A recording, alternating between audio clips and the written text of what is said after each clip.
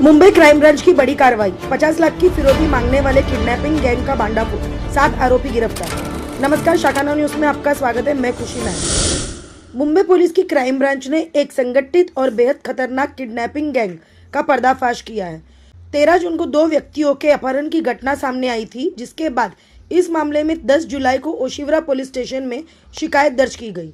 मामले की गंभीरता को देखते हुए क्राइम ब्रांच ने त्वरित कार्रवाई करते हुए जांच शुरू की। पीड़ितों को पहले रायगढ़ जिले के एक फार्म हाउस में बंधक बनाकर उनके साथ मारपीट की गई। बाद में उन्हें मध्य प्रदेश और उत्तर प्रदेश तक घुमाया गया। अपहरणकर्ताओं ने उनके परिवार से 50 लाख की फिरौती की मांग की थी। मुंबई क्राइम ब्रांच ने इस केस में अब तक 7 आरोपियों को गिरफ्तार किया है। 4 आरोपी मुंबई और रायगढ़ से, 3 आरोपी उत्तर प्रदेश के बांदा जिले से। सभी आरोपियों को 19 जुलाई तक पुलिस कस्टडी में भेजा गया है। इस अपहरण की जड़ें पुराने पैसों को लेन देन से जुड़ी हुई है। पुलिस का कहना है कि यह पूरा प्लान बहुत ही पेशेवर तरीके से अंजाम दिया गया। गैंग की पृष्ठभूमि और आपराधिक रिकॉर्ड है। मुख्य आरोपी मेहताब और सरवर सहित कई लोगों पर पहले से ही गंभीर धाराओं के तहत मामला दर्ज है, जिनमें एनडीपीएस एक्ट भी शामिल है। पुलिस को शक है कि इस गैंग का नेटवर्क महाराष्ट्र, यूपी और एमपी तक फैला हुआ है। अपराध के इस्तेमाल में 3 वाहनों को भी जब्त कर दिया है और एक अन्य संदिग्ध वाहन की तलाश जारी है। पुलिस का कहना है कि इस गिरोह के और भी साथी हो सकते हैं, जिनकी गिरफ्तारी जल्द ही की जाएगी। 13 जून को एक गुनहगारी टोली ने 2 लोगों को किडनैप किया था और उसमें से हमने 10 तारीख को हमें कंप्लेन मिली थी। 10 तारीख को ओशिवरा पुलिस स्टेशन में कंप्लेन दाखिल हुआ था और उसके बाद जो इन्वेस्टिगेशन है वो क्राइम ब्रांच के पास था। उसमें हमने कल जो किडनैप था उसको कल सिक्योरली हमने लिया है बांदा यूपी से, और साथ में उसके 3 आरोपी थे, उनको अरेस्ट किया है और बाकी 4 आरोपी मुंबई और रायगढ़ से अरेस्ट हुए हैं और उनको 19 जुलाई तक की कस्टडी में लिए है।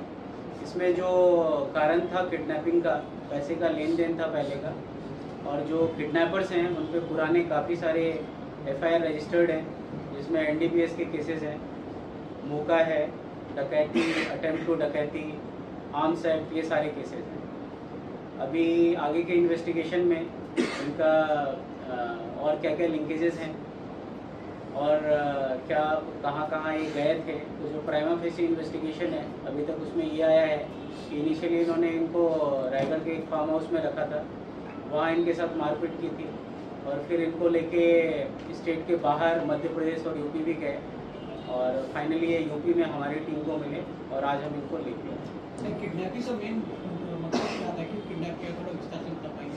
किडनैपिंग में इन्होंने 50 लाख मांगे थे और पहले इनका पैसे का लेन देन था और जो इनके पुराने जो रिकॉर्ड्स हैं इन पे NDPS वगैरह के केसेस भी हैं। ये हमारे आगे का इन्वेस्टिगेशन का पार्ट है, डिटेल इन्वेस्टिगेशन का पार्ट है कि इसके पीछे एग्जैक्ट मोटिव्स क्या थे और ये आगे क्या करना चाहते हैं। सर, पैसे का कितना लेन देन था इन लोगों के बीच में? पैसे का कितना लेन देन था और यहाँ से जब इन लोग रायगढ़ और तमाम जगह पे गए तो इन लोग ने व्हीकल्स कौन से इस्तेमाल किए थे? इन्होंने 3 व्हीकल्स इस्तेमाल किए थे, जिसमें 2 हमने जब्त कर लिए हैं और जब हमें यूपी में मिले वहाँ से भी हमने व्हीकल जब्त किए और जो एक और व्हीकल है वो हमारे आगे के इन्वेस्टिगेशन का पार्ट है। सर, ये किडनैपिंग पैसे के लिए की गई या ड्रग्स का कोई लेन देन उनका था इसलिए किडनैपिंग की गई? इनिशियली पैसे मांगे गए थे, पीछे का जो मोटिव है, इनका जो क्राइम रिकॉर्ड है पहले के, तो उसमें हमें आगे के इन्वेस्टिगेशन, डिटेल इन्वेस्टिगेशन का पार्ट है कि एग्जैक्टली किस पर्पस के लिए इन्होंने मांगे थे और आगे क्या करना है। सर, ये तीनों का नाम क्या थे? सर, आरोपियों का बैकग्राउंड बता पाएंगे? तीनों के नाम और उनके बैकग्राउंड क्या था? 3 आरोपी यूपी से मिले हैं और 4 जो है यहीं से मिले हैं। जो 3 नाम हैं, एक मेहताब है, एक सरवर है, मेहताब और सरवर इनमें मेन आरोपी है और इसमें जो मेन रोल था एक का इनिशियली में। सर, क्या इस मामले में कोई और भी आरोपी जो फरार है जिसकी तलाश है, क्या इस मामले में अंडरवर्ल्डिंग के लिए